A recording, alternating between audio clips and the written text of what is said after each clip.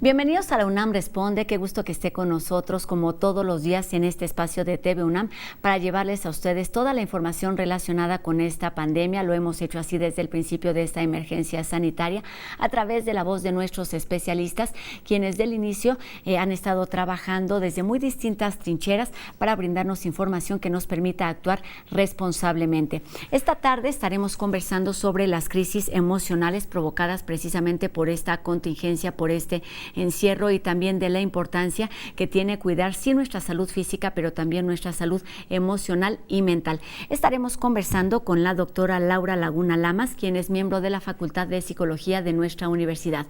Recuerda que puedes seguir nuestra transmisión a través de esta señal de TV UNAM, pero también a través de todas nuestras redes sociales. Y bueno, comenzamos nuestro programa saludando al doctor Carlos Rosales, quien todos los días nos brinda información importante sobre esta crisis, sobre el virus del SARS-CoV-2 y también sobre la enfermedad de COVID-19. Buenas tardes, doctor. Buenas tardes. Mando un saludo afectuoso a Rosa y a todo el equipo de la UNAM Responde. Seguimos con las preguntas de nuestro público. Insistentemente nos preguntan, ¿qué hay con el dióxido de cloro? Este se usa en los bancos de sangre y nos dicen que hay personas que lo han tomado y siguen vivas. Bueno, analicemos esto nuevamente. El dióxido de cloro es un gas que no existe en la naturaleza en forma normal y se tiene que fabricar sintéticamente.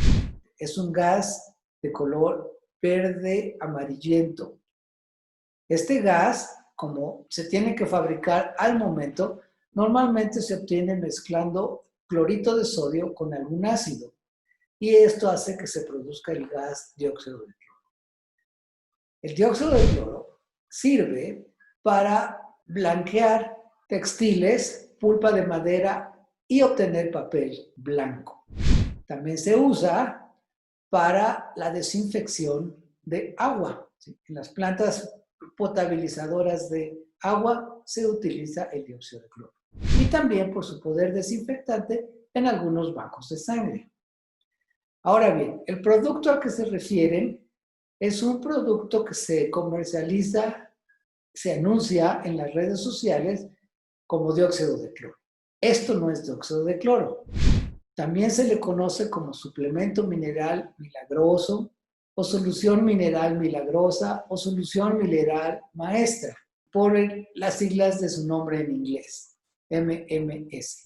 En todos los casos, esto es en realidad una disolución de clorito de sodio. Y el clorito de sodio es un compuesto químicamente muy similar al hipoclorito de sodio, que comúnmente conocemos como blanqueador.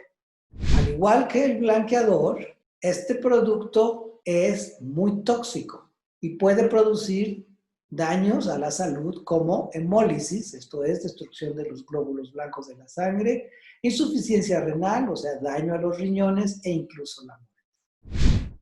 El que alguien haya consumido un poco de este producto y siga vivo, no quiere decir que el producto no sea tóxico y potencialmente muy peligroso.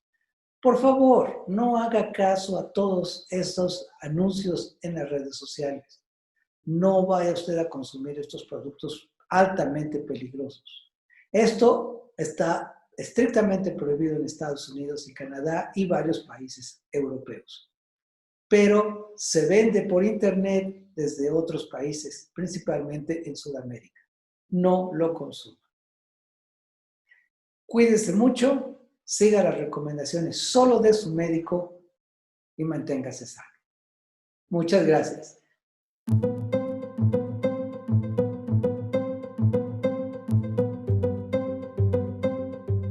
Estamos con la maestra Laura Laguna Lamas, de la División de Educación Continua de la Facultad de Psicología, para hablar acerca de la importancia de la psicología durante esta pandemia por COVID-19. Maestra Laguna, la saludo, muy buen día.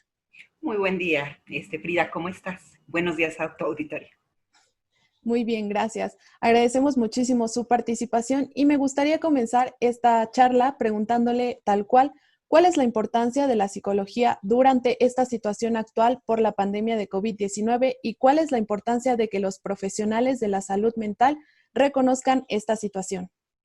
Muy bien, pues mira, yo me quisiera empezar diciendo que aunque es una enfermedad médica, digamos, propiamente la pandemia, tenemos que pensar que la mente siempre está ligada con el cuerpo, nunca están separados. Es decir, son, digamos, están separados en una cuestión histórica para su estudio. Sin embargo, hay una interacción continua toda la vida.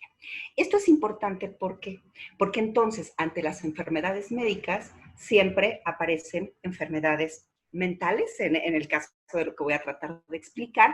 Sin embargo, esa relación tenemos que considerar que, bueno, habemos especialistas para ambas partes, ¿no? Los médicos son los especialistas que van a atender la enfermedad del cuerpo como tal, del cuerpo biológico, y los psicólogos somos los que vamos a atender lo que corresponde a la mente, lo que corresponde a esa parte más intangible, ¿no? En ese sentido, porque es como de las emociones, aunque sabemos que está fundamentada evidentemente en todos los aspectos neurológicos.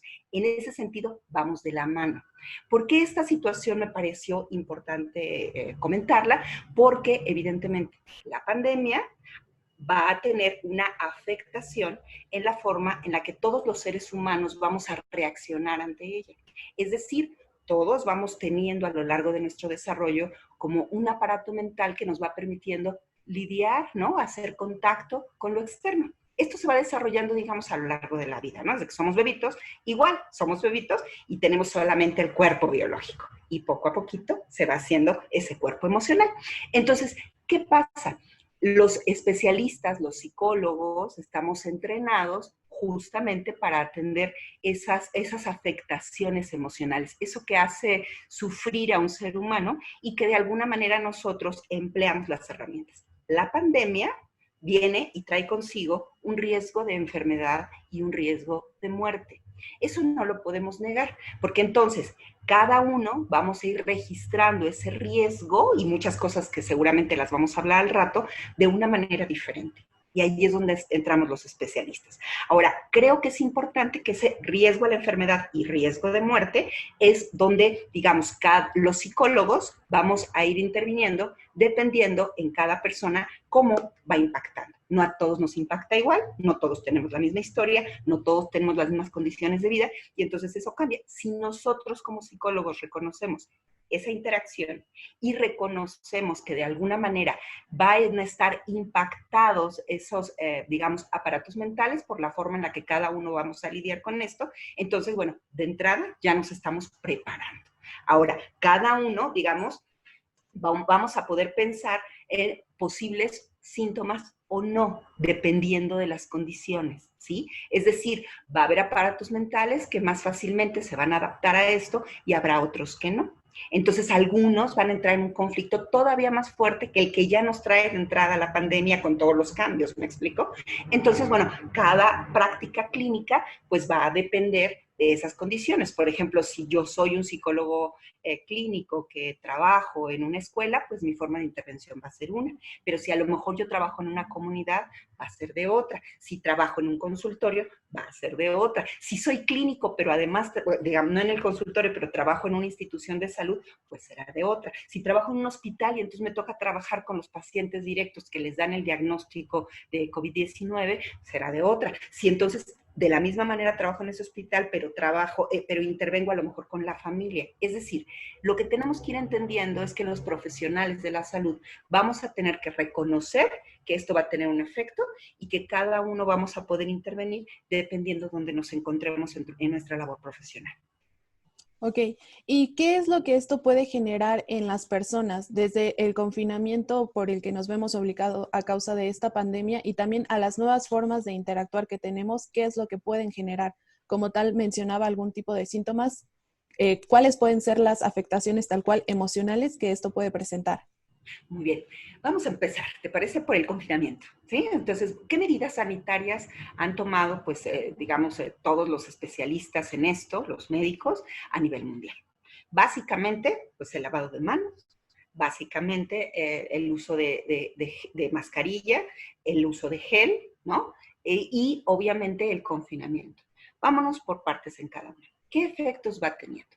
Pues del lado del lavado de manos, del uso de gel, implica que entonces yo tengo que estar atento y cambiar algunos de nuestros hábitos que eran cotidianos, ¿no? En otra conferencia que yo daba decía que, bueno, lavarse las manos con frecuencia, uno antes podría diagnosticar un trastorno, ¿no? Un trastorno mental. Pero ahora, bueno, es parte de nuestra forma en la que tenemos para cuidarnos de ese riesgo de muerte y ese riesgo, bueno, riesgo de contagio y riesgo de muerte.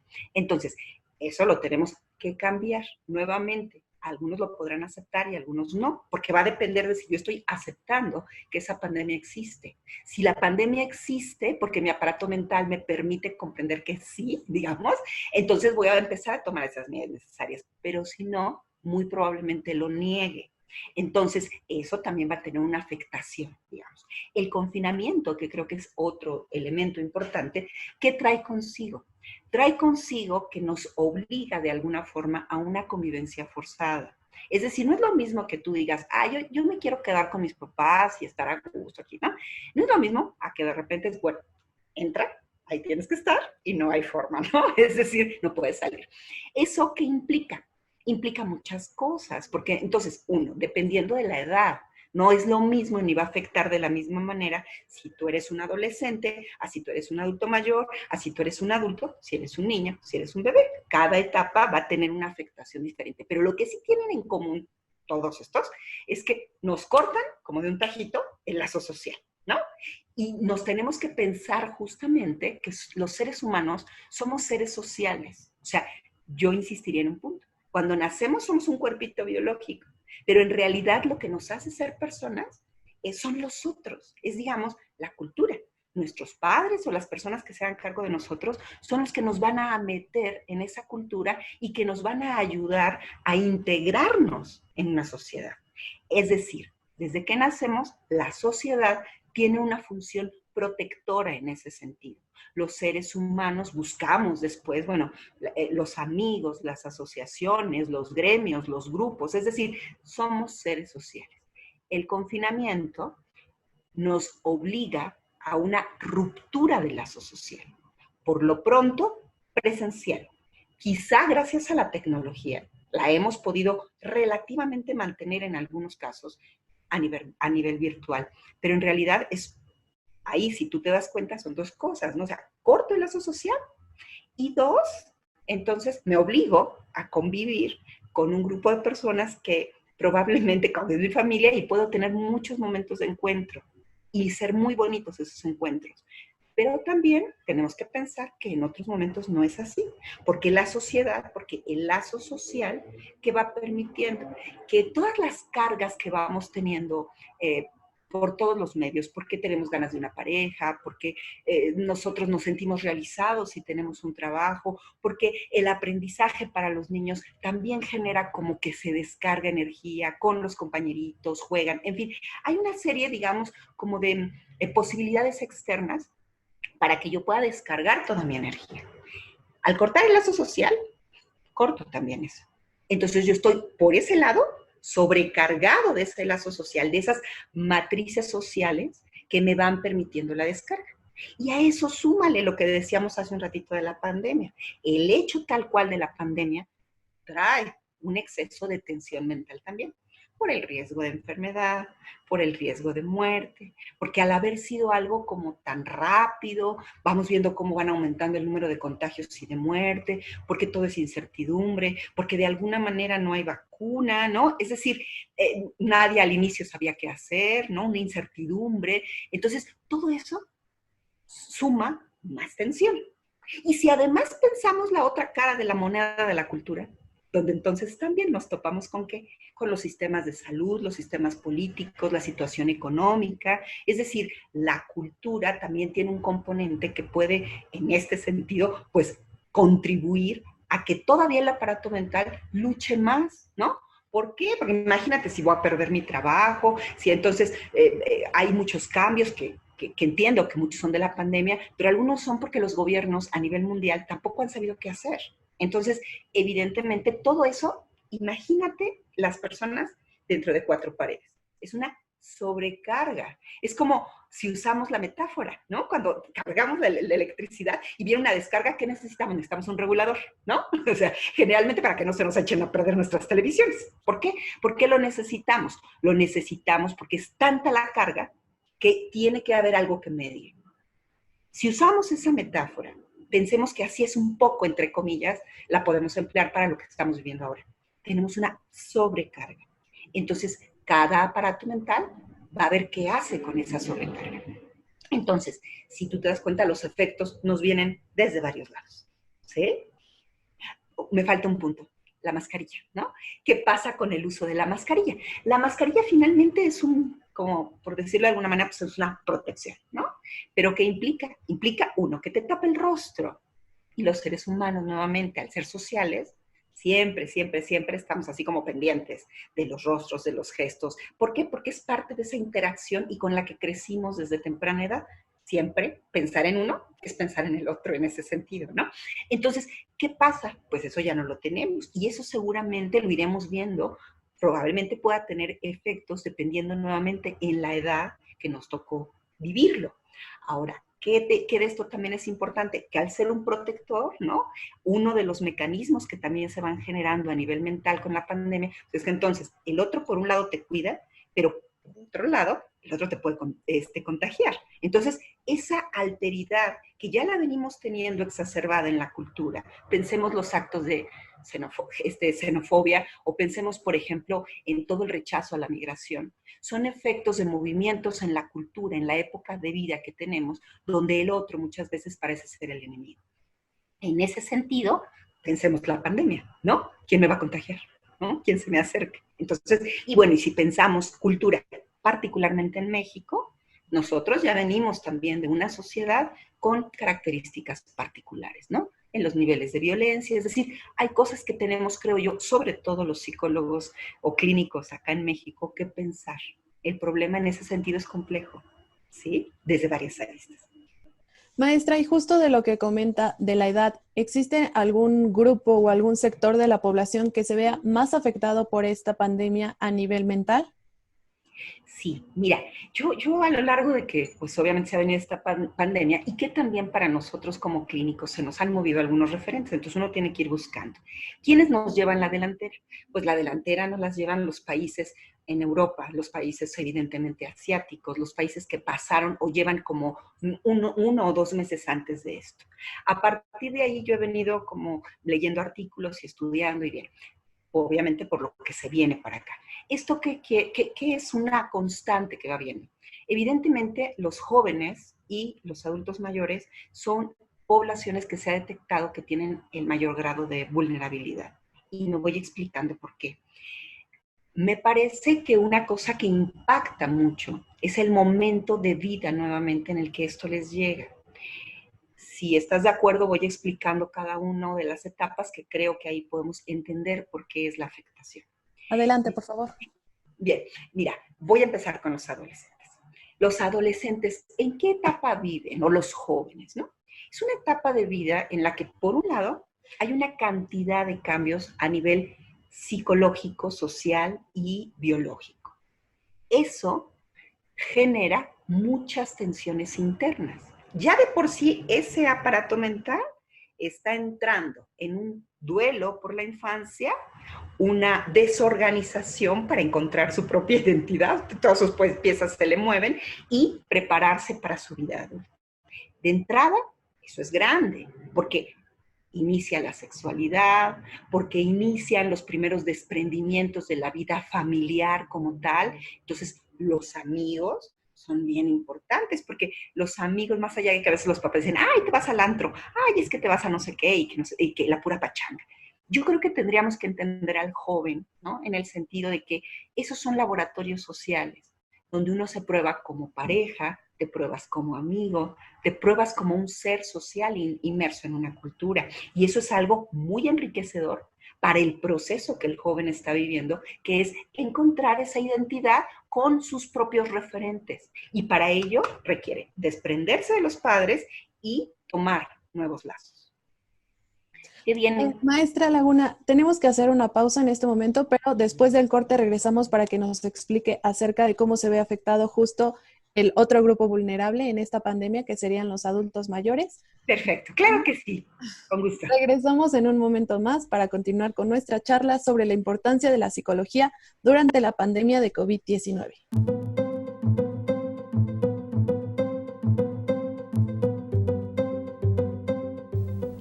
Comenzamos este bloque, como lo haremos toda la semana, con los ganadores del concurso Miradas Artísticas sobre la Pandemia.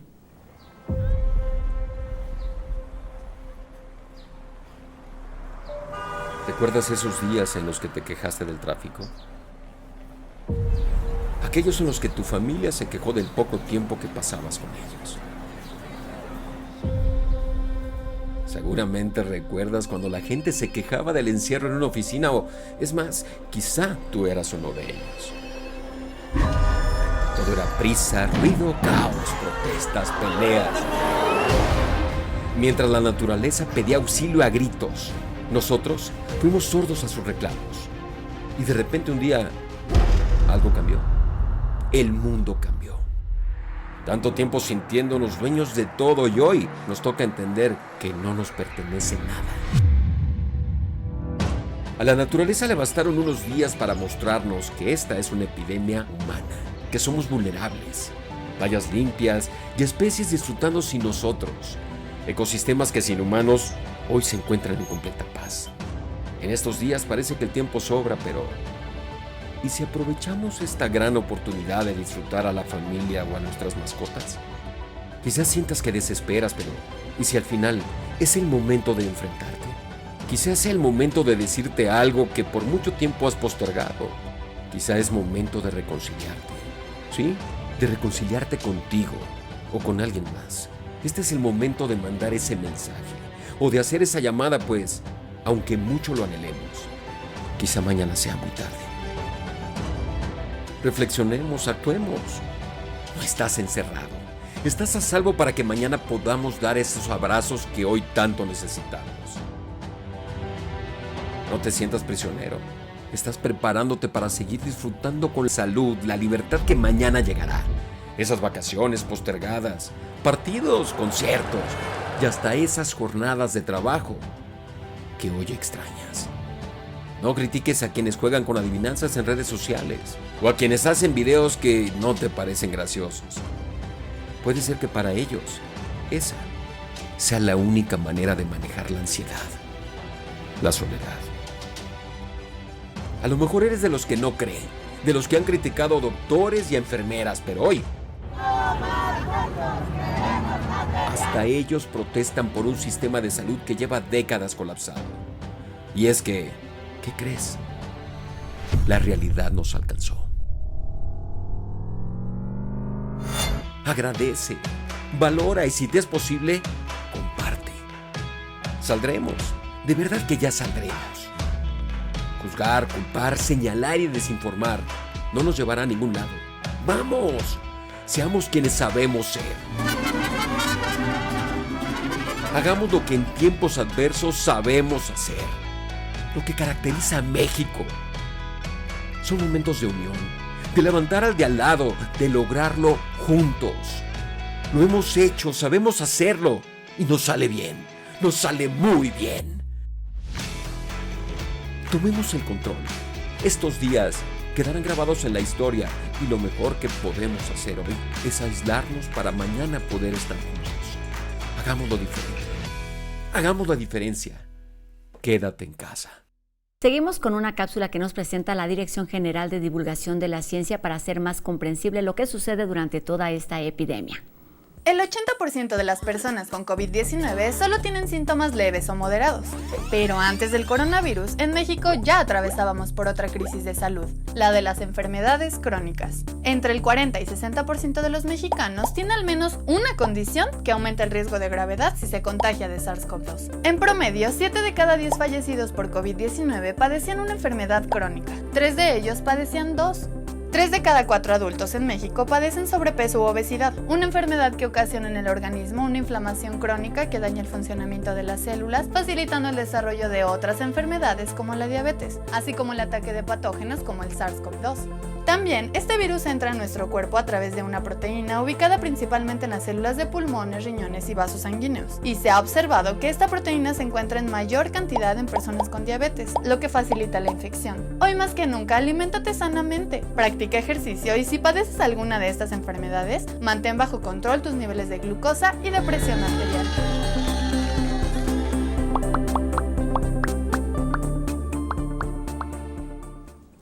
La epidemia ha opacado los índices de violencia que se viven en nuestro país a causa de la delincuencia y el narcotráfico. De esto nos habla enseguida Jacobo Dayan. Buenas tardes. La violencia continúa en nuestro país. Lo ocurrido hace algunos días en Guanajuato con los narcobloqueos nos hace pensar que México vive un conflicto armado. Lo de Sonora nos recuerda los horrores de los últimos años con cuerpos apilados en la vía pública. Lo ocurrido en Oaxaca ya no encuentra referente alguno. Es el horror por el horror. La pandemia ha ocultado la discusión que de por sí ya era poca de los niveles de violencia que se viven en México. Tan solo en los primeros 18 meses del gobierno de Andrés Manuel López Obrador han sido asesinadas más de 53,000 personas, entre ellas casi 6,000 mujeres y casi 2,000 menores de edad. Seguimos sin una estrategia de seguridad distinta, estamos en lo mismo, militarizando la seguridad pública. Y tampoco hay avances en temas de justicia ni reparación a víctimas. Con o sin pandemia no podemos seguir igual. Seguir negando la realidad no es alternativa, con o sin pandemia. Hay mucho que descubrir aún sobre el programa de Cultura UNAM en Casa. Vamos con Anela. Hola, yo soy Anel Pérez y esto es Cultura UNAM en Casa. Hoy vamos a conocer a algunos de los ganadores del concurso Escenas a Distancia, Concurso Nacional de Teatro Casero. Este fue convocado, entre otras instancias, por Teatro UNAM y por la Cátedra Bergman de Cine y Teatro. Corre video.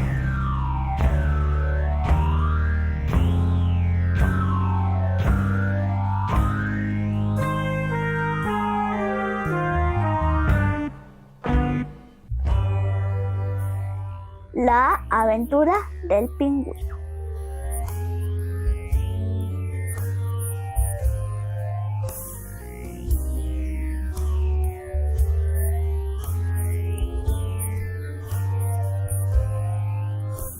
Había una vez un pingüino que vivía en el Polo Norte.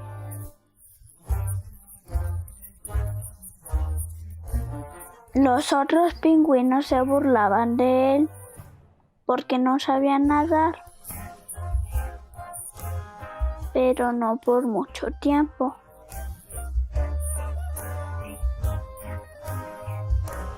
El pingüino solo tenía un libro de dinosaurios.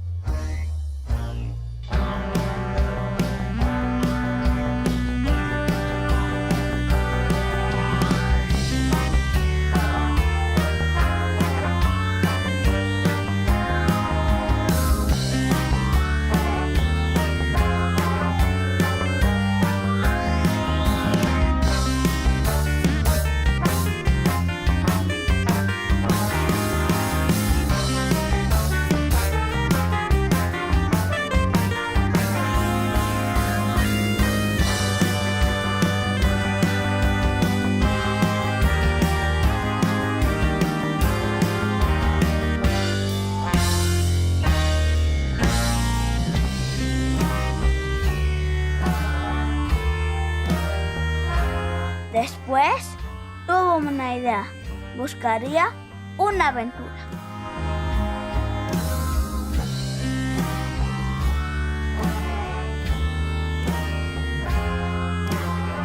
De pronto encontró unos patines.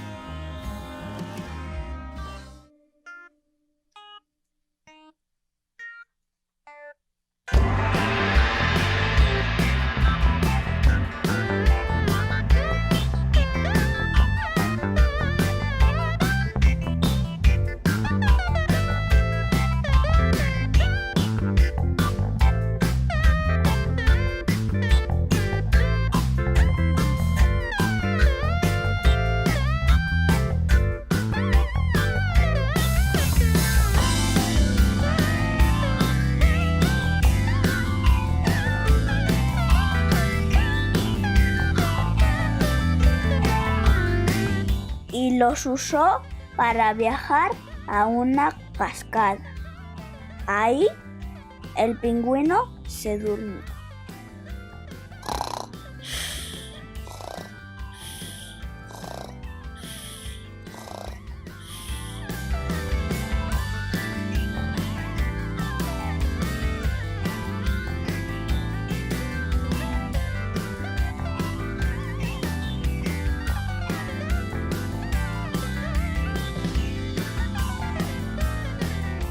A la mañana siguiente, el pingüino trató de cruzar el río, pero se hundió.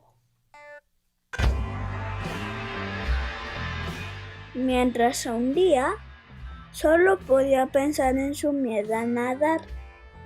Recordó a los otros pingüinos riéndose de él, y eso lo hizo decidir que iba aprender a nadar en ese momento.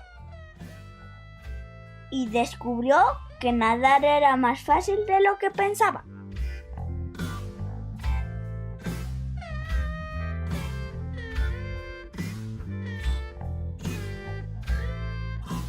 Llegó al fondo del mar y encontró un hueso de dinosaurio. Lo sacó y regresó a su aldea, donde fue un gran paleontólogo y nadie volvió a reírse de él.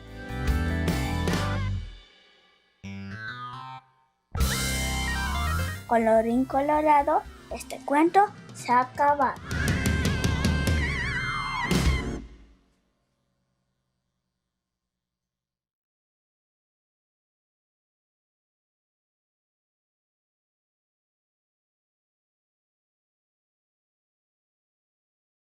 Enseguida Dani Quino y el humor de No Memes en la siguiente cápsula.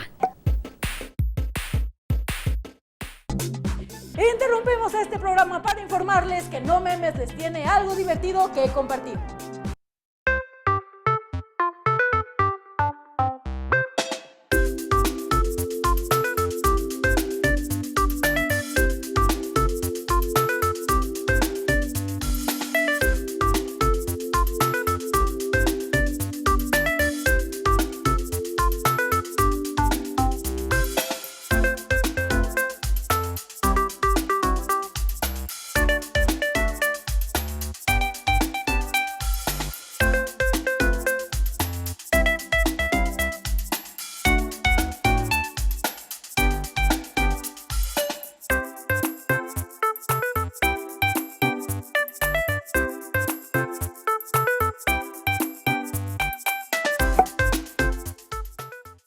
Más sobre el cuidado de nuestra salud mental y las crisis emocionales después de la pausa aquí en la UNAM Responde. No se vayan.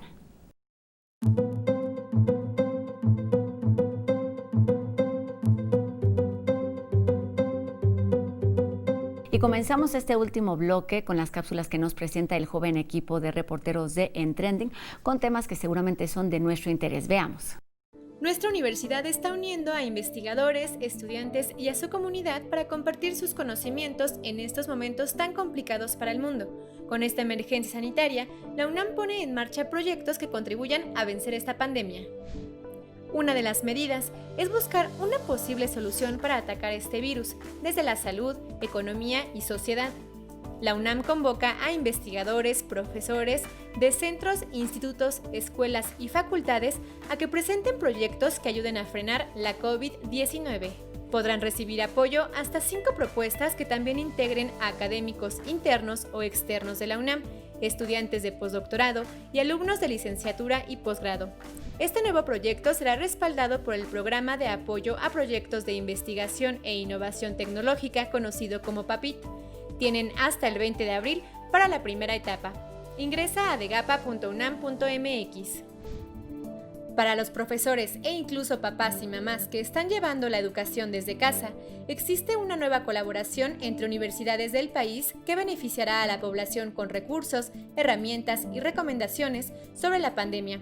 Esto a través de la página Recursos Educativos para Innovar la Docencia ante el COVID-19. La colaboración incluye a 9 instituciones del país. la UNAM, la Benemérita Universidad Autónoma de Puebla, el Instituto Politécnico Nacional, el TEC de Monterrey, la Universidad de Anáhuac, la UAM, Universidad Autónoma de Nuevo León, Universidad de Guadalajara y la Universidad Iberoamericana, quienes integran la Red de Innovación Educativa. En este sitio encontrarás apoyo para la docencia, enlaces a otros portales, herramientas didácticas, cursos en línea, acervos digitales, repositorios, medios de comunicación y bibliotecas, todo de acceso abierto. La página es rie360.mx. Y en matemáticas también se está contribuyendo a atacar este virus. El investigador Ricardo Mancilla desarrolla proyectos para estimar el número de posibles infectados y las zonas de mayor riesgo por COVID-19. El científico del SAGE de la UNAM usa algoritmos de Deep Learning, aprendizaje profundo y técnicas de Big Data para tomar imágenes de radiografías de los pulmones a personas sospechosas de infección. Con ellas se ve si presentan patrones que indiquen si son portadores de coronavirus, una forma más económica y segura. Además, estos algoritmos ayudan a localizar las zonas geográficas de mayor y menor riesgo. Finalmente, la UNAM está preocupada por estos grupos vulnerables de los que hemos venido hablando, principalmente el personal médico expuesto diariamente. Por esta razón, se une a la Academia Nacional de Medicina y la Academia Mexicana de Cirugía para pedir al gobierno que se entregue con rapidez el equipamiento de protección para ellos y minimizar su exposición y riesgo. Además, reconocen la labor del cuerpo médico y paramédico a quienes México debe agradecer y continuar confiando en sus capacidades.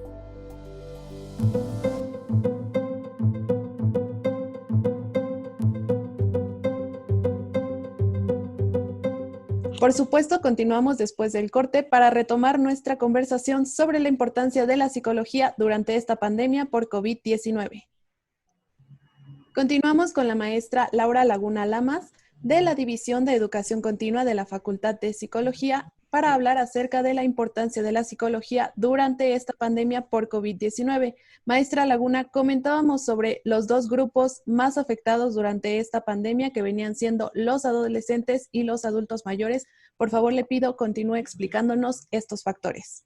Perfecto. Continúo con lo de los adolescentes, ¿no? El confinamiento, ¿qué es lo que hace? Rompe el lazo social, y decía yo antes de la pausa que para los adolescentes el vínculo social es importante porque es como ese laboratorio donde se van a probar en muchos sentidos, social, psicológico, van a encontrar a pares y eso permite la identidad. ¿Por qué afecta tanto? Porque eso, hagan de cuenta que quedó amputado, o sea, de un momento a otro, ¡pum! Entonces, para el adolescente eso es muy complejo, sumado a la carga que por edad él tiene por todos los movimientos en los que está, ese duelo por la infancia y ese prepararse para la vida adulta. Y también creo que hay un punto muy importante, para esos movimientos biopsicosociales, el adolescente necesita espacios. Entonces, en el confinamiento los espacios, pum, pum, pum, se achican. ¿Eso qué implica? Que para el adolescente en ocasiones lo vive de una manera, sea control del adulto y por qué y a mí qué me va a pasar, y hasta en ocasiones negando la muerte se fugan, se escapan para tener una fiesta. Hacen la fiesta como si la negación, en una negación a la muerte, eso no existe, ¿no? O sea, no pasa nada, no me va a pasar nada. Es decir, porque lo van viviendo justamente como un control del adulto. Eso implica un riesgo importante, no solamente para la salud, sino para esa construcción de identidad. Entonces, bueno, voy para allá, ¿no? O sea, por eso es un grupo afectado, en el sentido que lo acabo de explicar. El segundo grupo, que serían los adultos mayores, ¿qué pasa? Nuevamente los tenemos que pensar como en el momento de vida.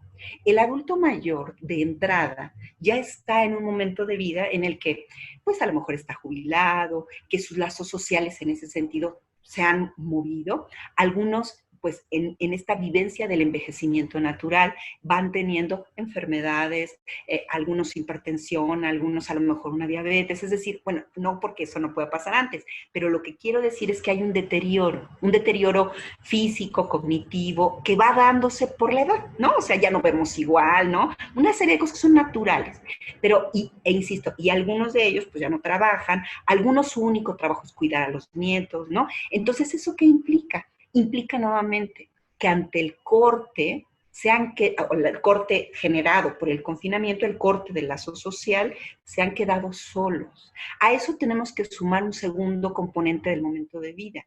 están en duelo, ¿no? Duelo porque a veces están todas estas pérdidas físicas y sociales, pero dos, duelo porque se aproxima, es una etapa de vida en la que uno ve más cercano la muerte. Siempre la vemos, o sea, sabemos que vamos a morir, que de hecho es lo que creo que también la pandemia nos ha movido, la incertidumbre, ¿no? O sea, la fragilidad en cuanto a seres humanos que, bueno, pues en cualquier momento podemos contagiarnos, enfermar y morir. Pero el adulto mayor, por edad, lo tiene mucho más intensificado.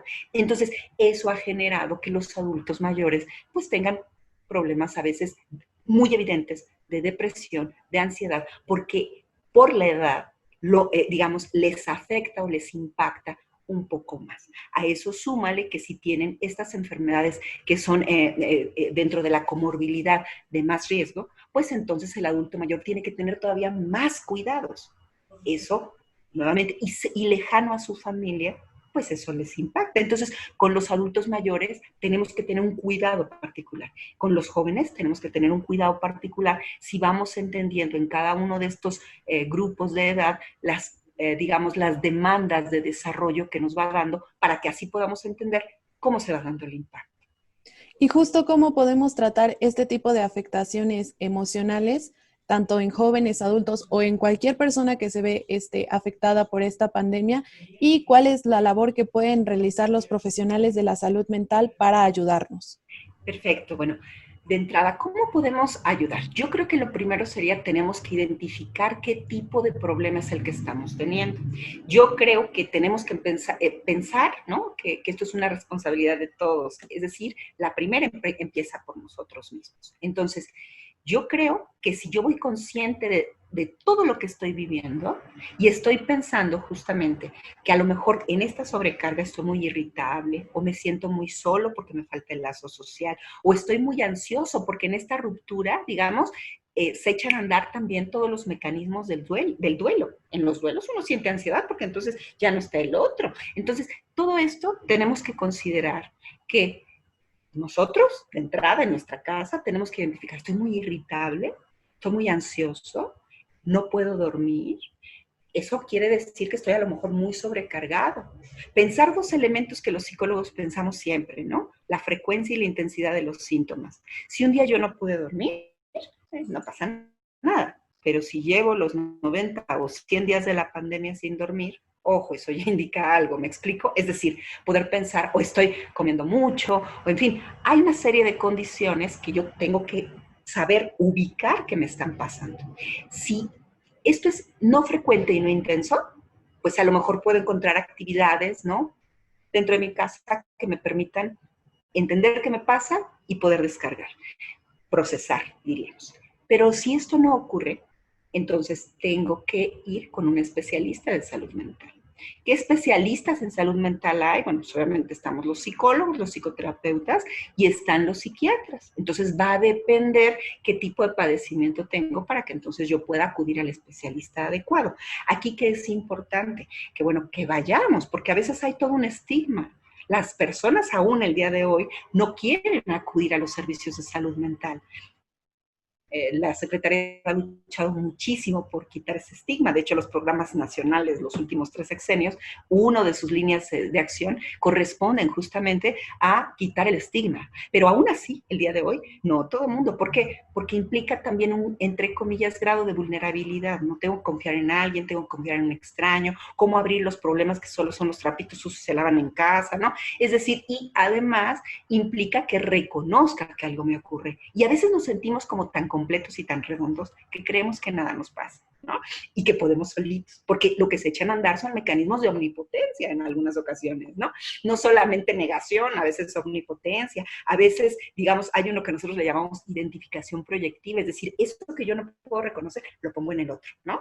Es decir, hay muchos, pero entonces, ¿qué pasa, no? Si yo estoy detectando que requiere una ayuda profesional, acudan. Los especialistas en salud mental estamos para eso. Entonces, bueno, yo creo que es importante que dependiendo de la problemática podamos recibir atención.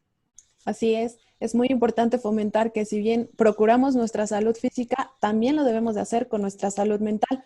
Regresando un poco a las afectaciones emocionales, en este ambiente de incertidumbre que tanto nos menciona, ¿cómo es que nosotros podemos no sé, intentar combatir este miedo que tenemos? Porque el país ya comenzó su reactivación, pero este miedo de integrarnos nuevamente a las actividades, ¿cómo podríamos superarlo? Bien, yo creo que un punto importante es, tendríamos que ir pensando para todos y cada uno qué nos representó confinarnos. Pensemos nuevamente que esto tiene 3 ejes de pensarlo. El eje personal, de acuerdo a mi historia. Por ejemplo, si yo me encerraron de chiquita, pues a lo mejor el confinamiento lo viví como una cosa terrorífica. ¿Sí? ¿Me estoy explicando? Pero, entonces, nivel interno. 2, lo que implica la cultura. Tú acabas de tocar un punto importante. O sea, ya nos están diciendo reactívense. Ya ahorita lo de salud, a ver qué hacen con eso, pero ahorita reactiven. Entonces, bueno, pues hay una demanda, ¿no? Y 3, creo que es como muy importante, porque obviamente es como lo real es que sí hay un riesgo. Entonces, ¿qué vamos a hacer?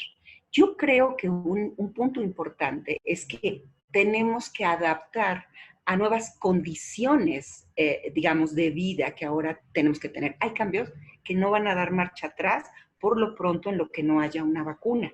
Entonces, tengo que adaptarme, flexibilizarme a lo que yo hacía con antelación.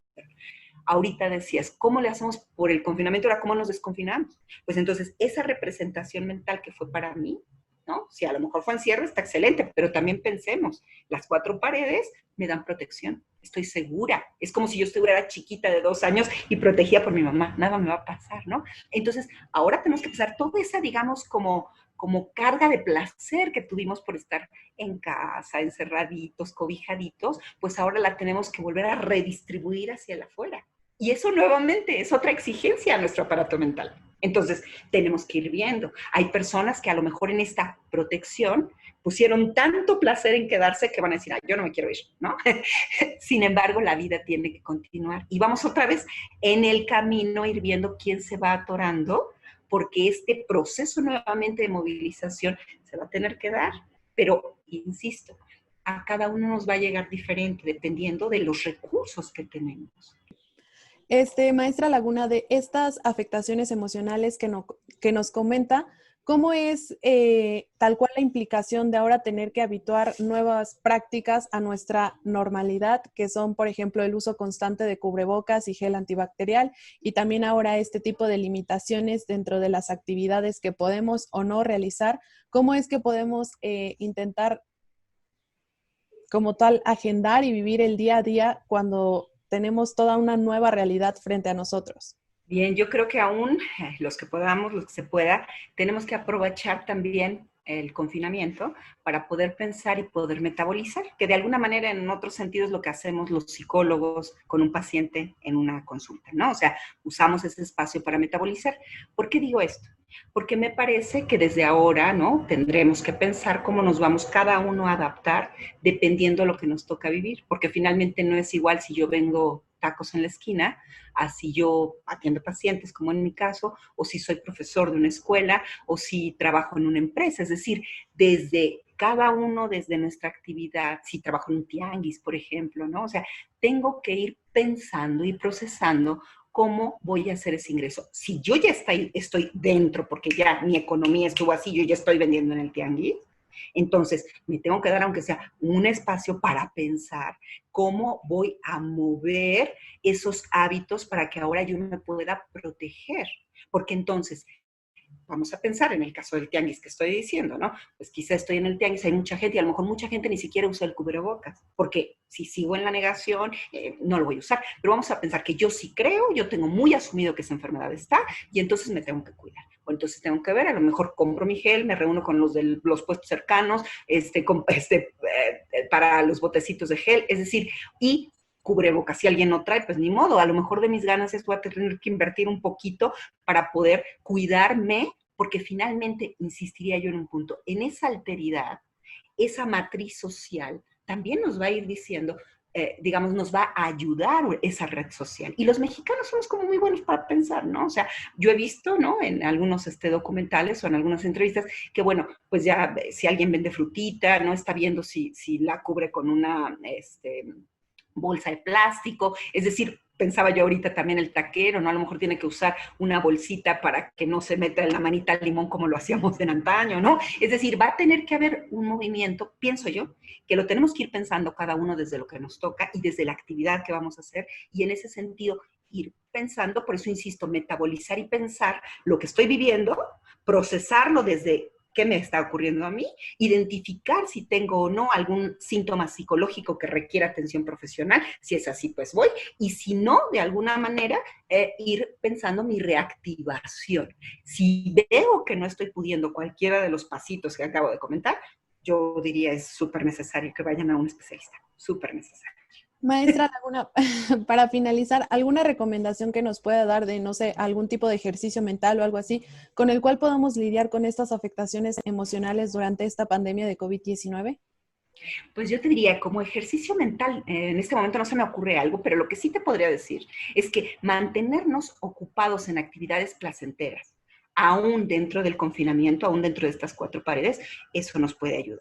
En el caso de los jóvenes, pienso yo que también buscar alternativas de lazo social, aunque sea virtual, insisto, eso ayudaría. En el caso de los adultos mayores, creo yo que una opción sería buscar también alternativas de que pues el uso de la tecnología lo puedan emplear, aunque sea para tener esas conversaciones virtuales. Si yo soy un niño, entonces a lo mejor hasta inventar, ¿no? Juegos dentro de la casa, si no tengo mucho espacio, pues a lo mejor tantito muevo el silloncito para poder jugar tantito, aunque sea pelotita, o en fin, los niños son muy creativos, usemos esa creatividad que también tenemos los adultos para podernos adaptar. En ese sentido, aunque no es un ejercicio como tal concreto, yo a lo que apuntaría es que cada uno vayamos pensando en esas actividades placenteras, porque también nos permitirían descargar y poder lidiar con todo lo que tenemos, entre comillas, de muerte del afuera y muerte en el adentro, ¿sí me explico? Y es, en ese sentido, bueno, pues nos va a ayudar a sentirnos un poco mejor. Creo que otra cosa importante, Frida, es que tratemos de mantener como nuestros horarios y actividades, porque si no, eso también impacta porque se mueve el ciclo biológico, el ciclo de sueño, y el cuerpo necesita por fuerza descansar, desconectarse de la afuera. Los jóvenes en todo esto a veces hacen un uso excesivo de la pantalla. Y entonces, bueno, el cerebro está sobrecargado y sabemos que la pantalla, digamos, tiene la parte buena que acabamos de decir, el lazo virtual, pero también tiene otra. Algunos chicos con problemas pues se pueden meter a blogs de anorexia o de algunos otros problemas, digamos, hasta pornografía excesiva. Entonces, eso ya no sería sano, sería dañino, ¿me explico? Entonces, por eso insisto, tenemos que ir viendo desde cada familia qué recursos tenemos y cómo los podemos emplear. Fomentar los horarios, los hábitos, las actividades que den un poco de placer. A veces los padres están hasta sobrecargados también. Ahora yo uso mucho esto que son como mamás y papás multitask, ¿no? Trabajan, son profesores, están, ahorita, bueno, con las vacaciones se pausó tantito, pero si no, pues tengo que estar con el niño a la tarea, a la escuela, que sí, que se conecta, que sí tiene conexión. Entonces, todo eso tenemos que ser conscientes que nuevamente aumenta la carga. Tenemos que abrir espacios, tenemos que flexibilizarnos en nuestros hábitos anteriores. Creo que eso es parte de la salud mental. Perfecto, maestra Laura Laguna Lamas. Muchísimas gracias por su participación. Lamentablemente ya se nos terminó el tiempo, si no, continuamos con esta charla. Le agradecemos muchísimo los conocimientos y las opiniones compartidas en este espacio. Al contrario, Frida, muchas gracias por la invitación y pues gracias a tu auditorio también. Muchísimas gracias. Y nosotros continuamos con más aquí en la UNAM Responde. Deportes UNAM sigue dándonos consejos para mantenernos activos en casa. La Dirección General del Deporte Universitario de la UNAM ha desarrollado el programa Gimnasia Estática. La intención de los ejercicios es crear rutinas para la comunidad universitaria. Algunos de los ejercicios que podemos hacer para fortalecer las piernas es recargados en una pared, haciendo un ángulo de 90 grados con las piernas sin que las rodillas rebasen la punta de sus pies, sostener con la espalda bien pegada a la pared y los brazos al frente, contar entre 10 y 20 segundos, sosteniendo esa posición, levantarnos y realizar este ejercicio 3 veces. Durante la contingencia, no te detengas. Te invitamos a conocer todos los videos de gimnasia estática en nuestra página www.deporte.unam.mx.